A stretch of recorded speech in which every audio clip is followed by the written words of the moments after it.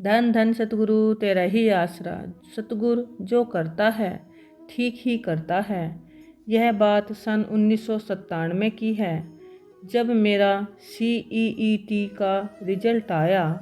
यह टेस्ट तब इंजीनियरिंग में एडमिशन के लिए होता था, जिससे ऑल इंडिया में गिने चुने इंजीनियरिंग कॉलेजों में एडमिशन होता था। मैं गांव में पढ़ा लिखा था। मैंने सन 1990 में नाम लिया था। वैसे मेरे माता पिता द्वारा बहुत पहले से नाम लेने की वजह से ही मैं बचपन से ही सतगुरु के चरणों से जुड़ा हुआ था। मैं बचपन से ही गांव की नाम चर्चा में पहले घड़ा फिर ढोलक बजाना सीख गया।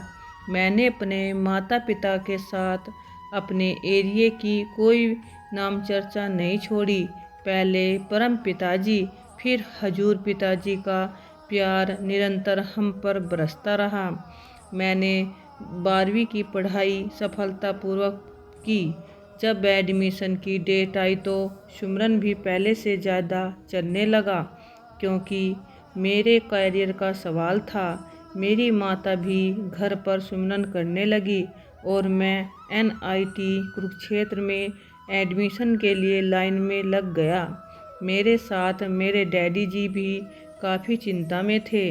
उनका विश्वास मेरे पर नहीं, गुरुजी पूजनीय परमपिता सा सतनाम सिंह जी महाराज और उनके स्वरूप पूज्य हजूर पिता संत डॉक्टर गुरमीत राम रहीम सिंह जी इंसान पर बहुत था। क्योंकि प्रवेश टेस्ट में मेरे अंक कुछ कम थे, मैं भी लाइन में लगा हुआ था। सुमरन करता रहा। जितने सीटें जिस कॉलेज में कम होती थी, टीवी स्क्रीन पर टेलीकास्ट हो रही थी। एक एक सीट का रिजल्ट शो हो रहा था। मैं NIT कुरुक्षेत्र की सिविल ब्रांच में एडमिशन लेना चाहता था, लेकिन जैसे ही मेरा नंबर आने वाला था, NIT कुरुक्षेत्र की सारी सीटें भर गई। यह टीवी पर टेलीकास्ट हो गया। मैं और मेरे डैडी ठंडे से पड़ गए और पिताजी के वचन याद करने लगे कि सतगुरु जो करता है ठीक ही करता है। मैं लाइन से बाहर निकलने लगा तो मेरे डैडी को पिताजी ने अंदर से ख्याल दिया कि ऊपर स्टेज पर चढ़कर हाजिरी लगानी चाहिए। कई बार लोग बाद में ये सीट छोड़कर कहीं और एडमिशन ले लेते हैं और जो सीट अगले कैंडिडेट को मिल जाती है। मैंने डैडी की बात मान ली और स्टेज पर चढ़ गया तो वहाँ ड्यूटी पर बैठे आदमी ने पूछा, जी कहाँ एडमिशन लेना चाहते हो? उसने स्क्रीन पर प्राइवेट कॉलेजों की सीटें ही शो कर रखी थी।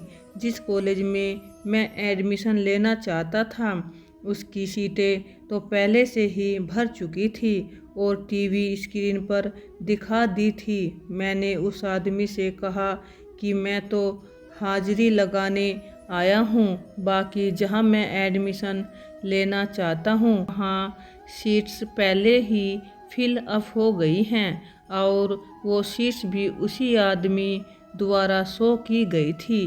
वो मुझे कहने लगा कि आप कहाँ पर एडमिशन लेना चाहते हो?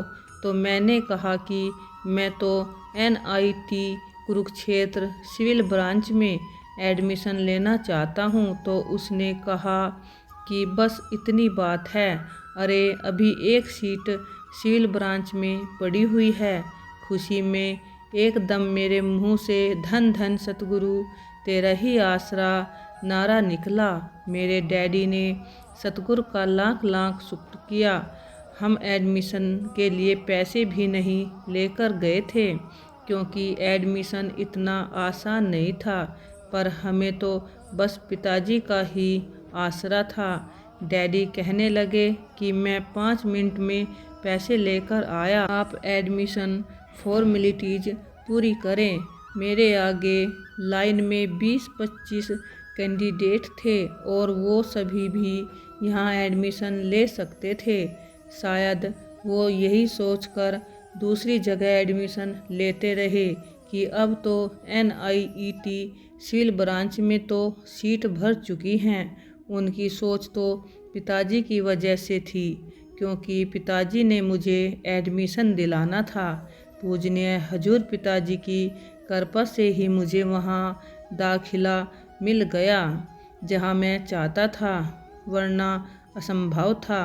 यह तो वो ही हुआ जैसे कवल्ली में आता है, जेहड़ी सोचा उही मन लेंदा कि वे भूल जावा पीर नू।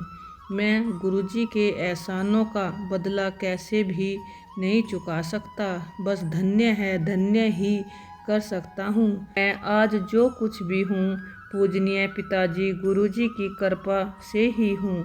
मेरी हजूर पिताजी के चरणों में यही अरदास है कि हमारे सारे परिवार को सेवा सुमरन का बल बख्शो जी, और ऐसे ही दया मेहर रहमत बनाए रखना जी।